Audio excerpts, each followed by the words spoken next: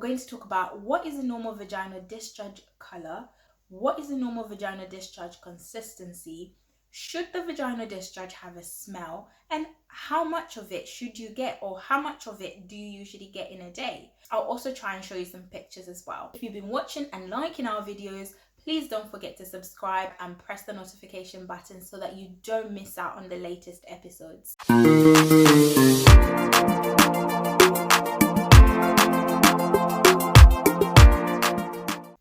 Hi and welcome to Life as Dr. Rute. My name is Rute and I'm a medical doctor. In this episode, I'm going to speak to you about normal vaginal discharge. So let's get straight to the video. So I'll answer this question quickly. Is it normal to have vaginal discharge daily? Yes, it is normal to have vaginal discharge daily. It tends to start to happen more like so after puberty, and then you might notice after the menopause that reduces because of the hormones that are involved. What is normal vaginal discharge? What's the normal color and what's the normal consistency? We'll talk about it like we're going through the menstrual cycle. So you've just finished your period, so you can expect white or clear discharge, and it's very dryish and sticky. So if you were to touch it, it would be very sticky like this. So or on your hands, it's just really sticky on your hands.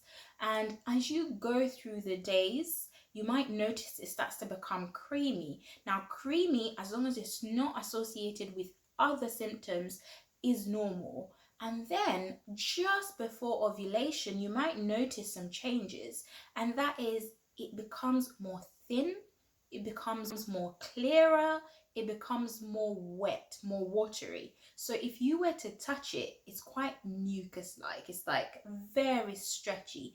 People describe it like an egg white. So you touch it, it's very stretchy. And the reason behind this, the body is so beautiful, is because it's expecting, or it's hoping, that there might be a fertilized egg. So if there's a sperm around, it's very easy for sperm to swim in a very stretchy environment.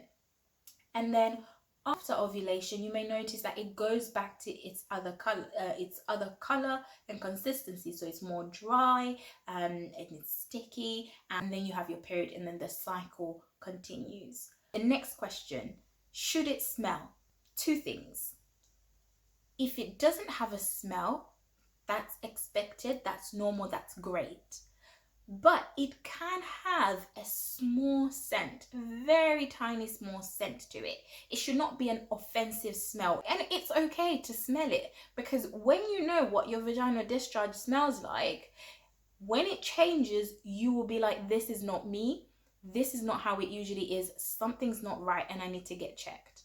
Okay, so it's normal if it doesn't have a smell, or if it has a very light smell, and it's abnormal if it's an offensive smell. And then we can talk a little bit more about that in the next video. So that's the smell dealt with. What about the volume? How much of it should I get daily? Now, there's some days you may not notice any discharge at all, and that's okay. Science says you can get about 1 ml to 4 ml of discharge a day. So 4 ml is approximately a teaspoon size. So less than a teaspoon, a quarter of a teaspoon, or a teaspoon size, that is considered within the normal range of daily vaginal discharge. What's important is to understand what is normal for you throughout the cycle. So if your discharge was to change color, was to change smell, or you're just finding that you're having more and more of it, then that's a sign that something might be wrong and you need to go and book an appointment with your healthcare provider. Another thing to note about normal vaginal discharge is that it may become more noticeable during pregnancy, or if you're taking certain contraceptives, or during sexual stimulation.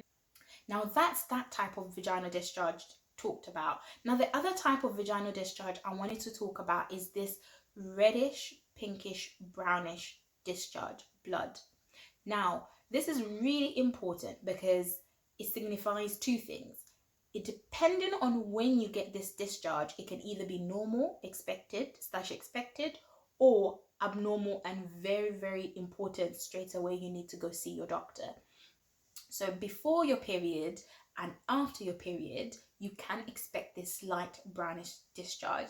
It's a bit like running a tap, I think of it. Like just before you open, the volume and the amount may not be so much. So you might notice a little bit of, spotting as the womb is shedding. You have a heavy flow, and then just, like when you close the tap, you have a little bit of a dribble. That's, that can be expected. So that's the brownish discharge towards the end. That is normal. However, if any of that was to happen during pregnancy, in between your period, so not at the beginning or at the end, any other time in between your period, after sex or after the menopause, so that's 4, I think, that's a sign to book an appointment straight away, because it could be a sign of something really serious going on. So we've talked about the consistency, the color, the volume, and the smell. So these are some of the things that you can look up for. So if there's a change in any of these, then that might be a sign that something is not right and you need to go get checked out. Somebody's smell, somebody's volume is not going to be the same as yours, but it's really important for you to know your body, get to understand your body, what's happening with your vaginal discharge after your period. Study it. If you want, you can, write in your diary, just so that you get an idea of what's normal for you. Thank you so much for watching this video. If you haven't subscribed, don't forget to subscribe and press the notification button so that you don't miss out on the latest episodes. See you in the next video when we talk a little bit more about abnormal vaginal discharge colors,